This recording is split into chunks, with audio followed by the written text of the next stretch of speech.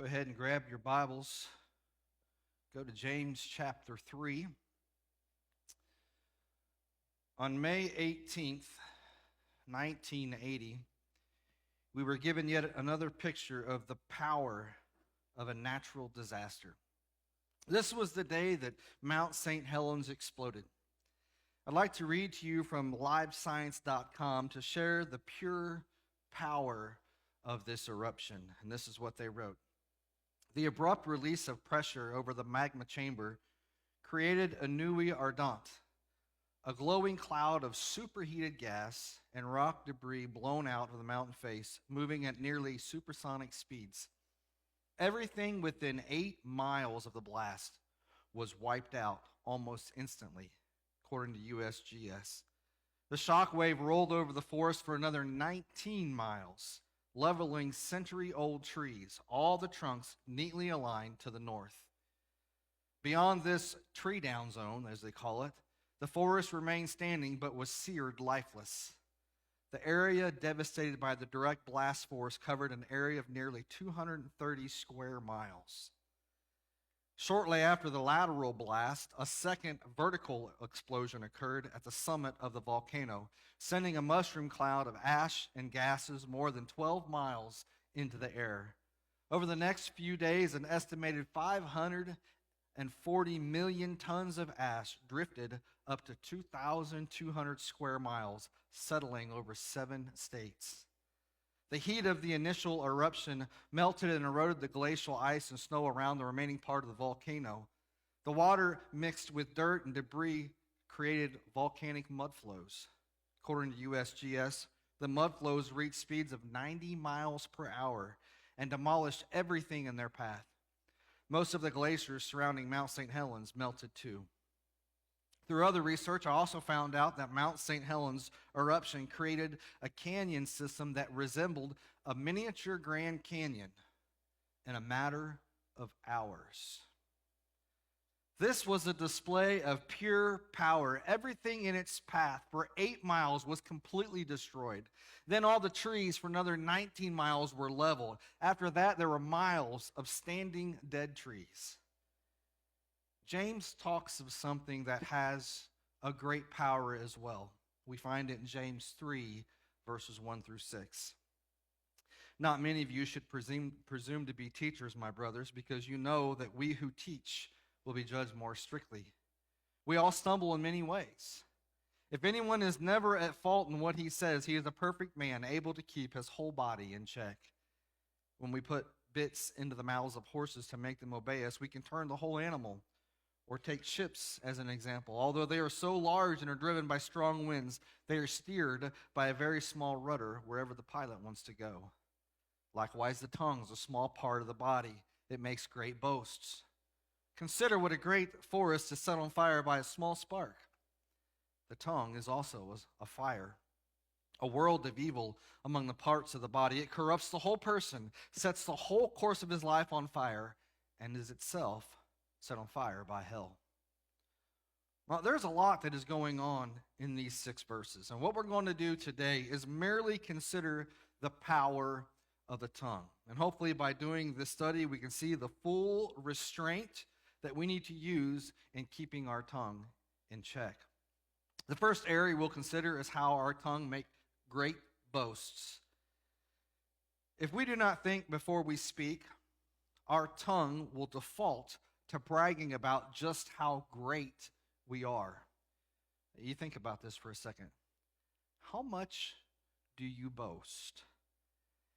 Many of us might look at ourselves and say, well, preacher, to be honest, I don't think I boast that much. But to answer this question honestly, you must consider all the times that you told of an accomplishment that you've had in your life. How many times have you talked about something that made you stand out in school? Either an accomplishment or something else that you did causing for you to be unique. How many times have you talked about something that you did at work? An accomplishment or something else that you did that made you stand out?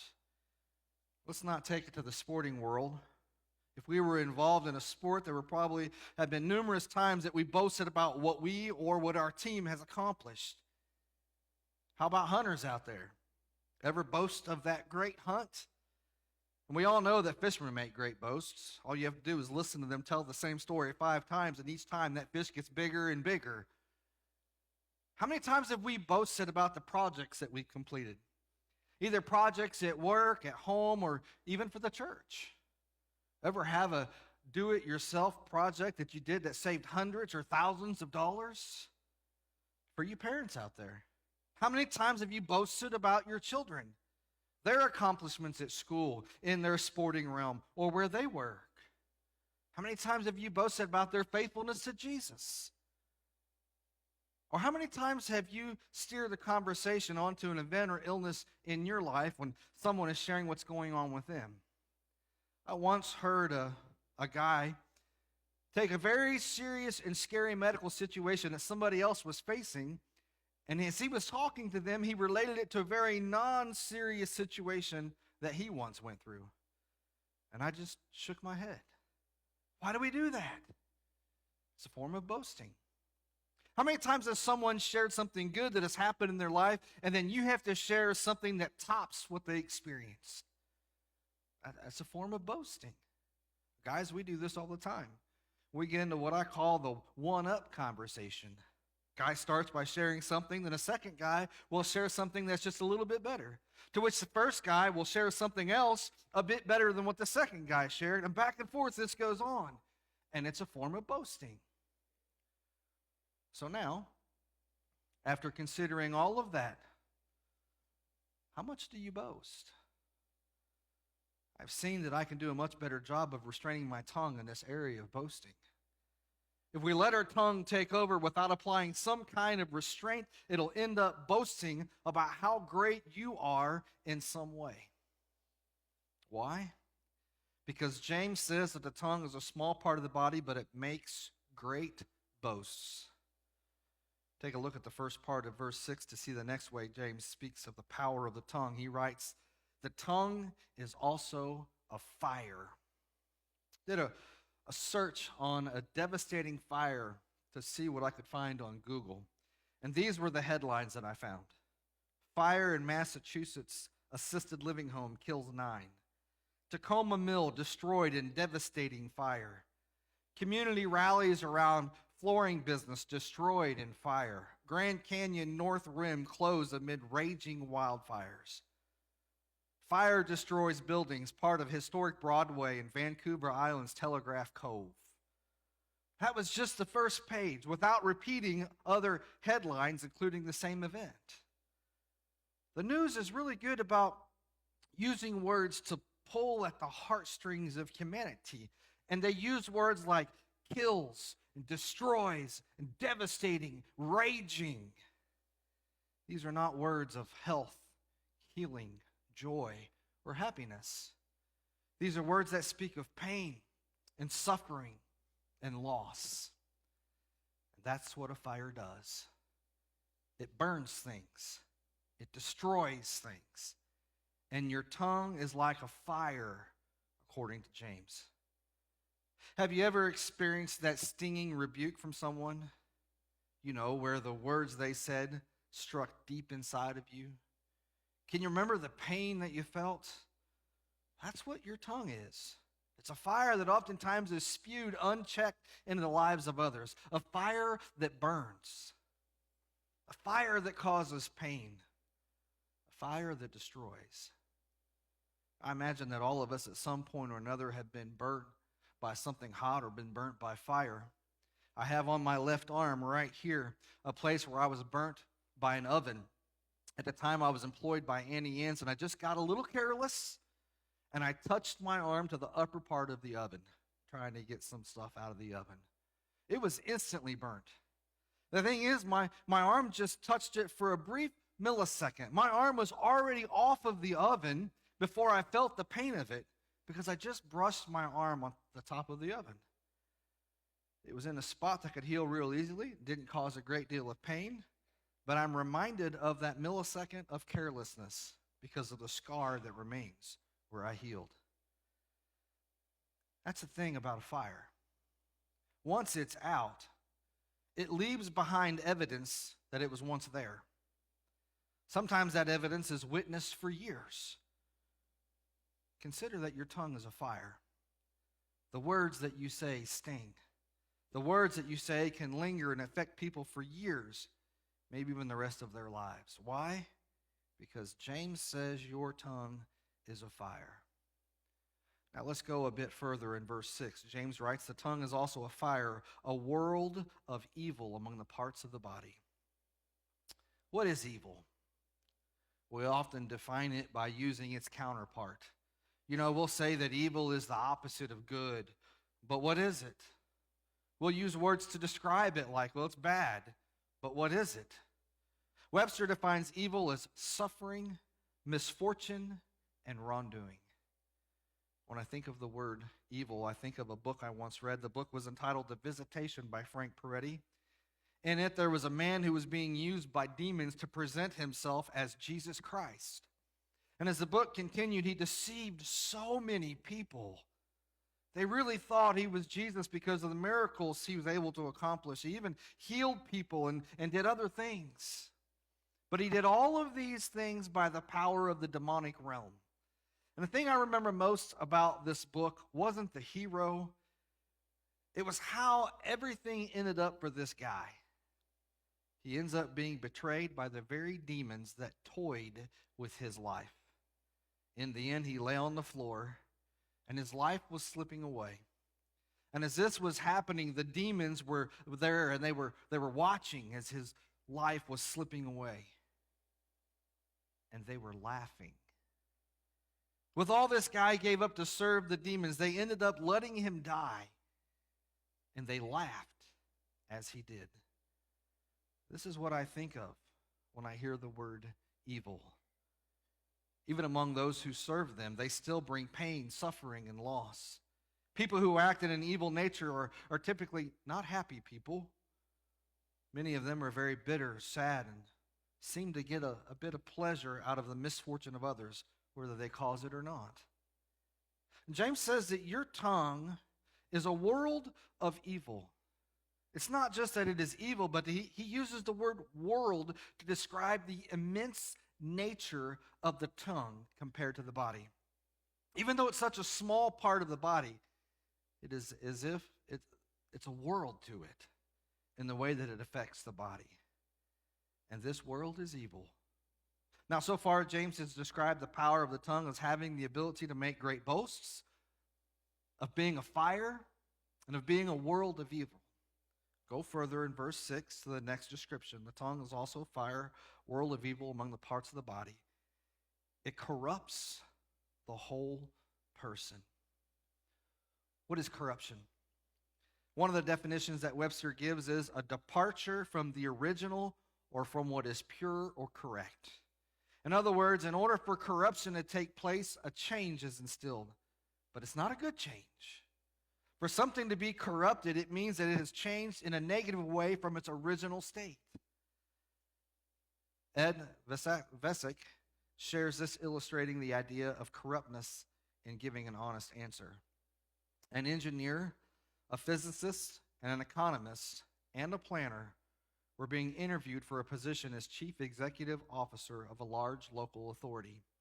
The engineer was interviewed first and was asked a long list of questions, ending with, how much is 2 plus 2?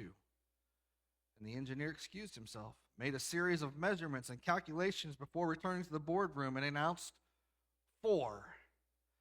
The physicist was next interviewed and was asked the same questions.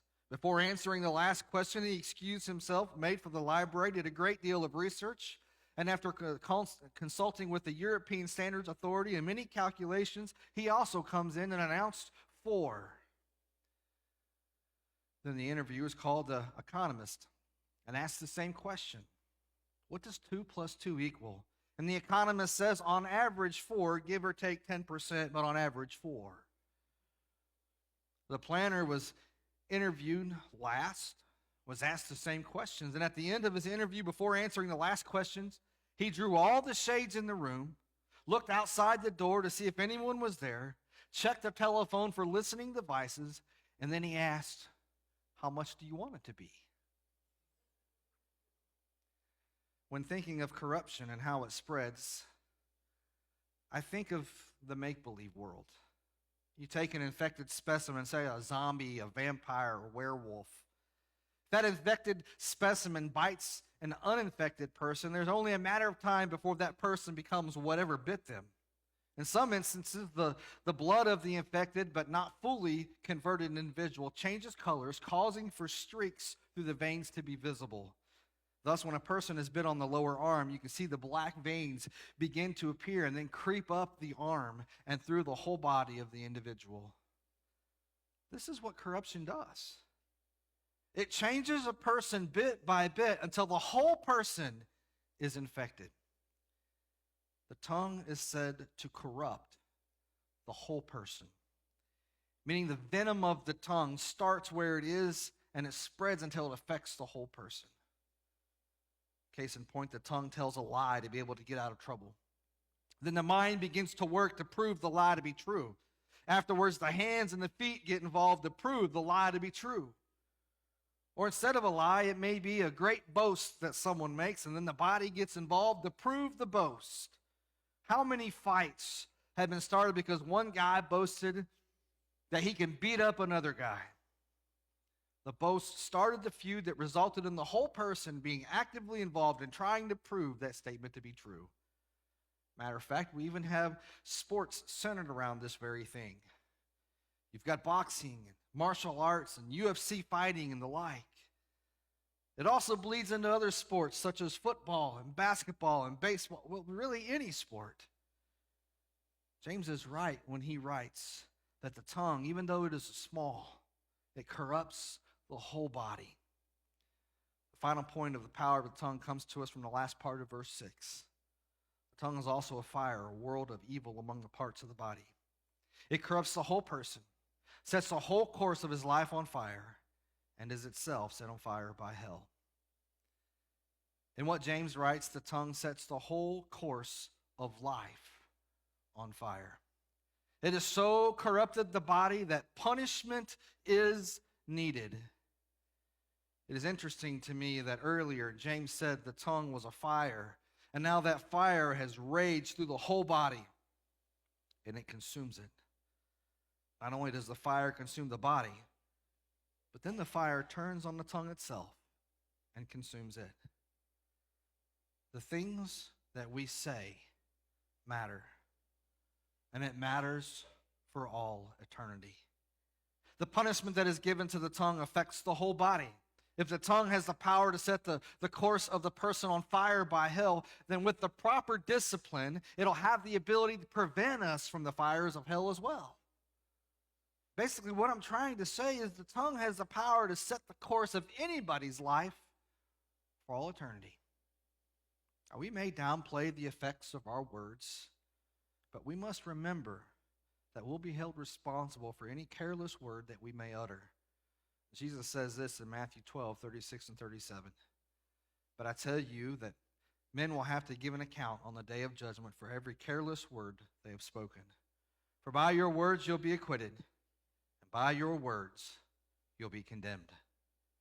Jesus says that the tongue has the power to direct the course of your eternal life. This power is here, probably the greatest of all powers of the tongue.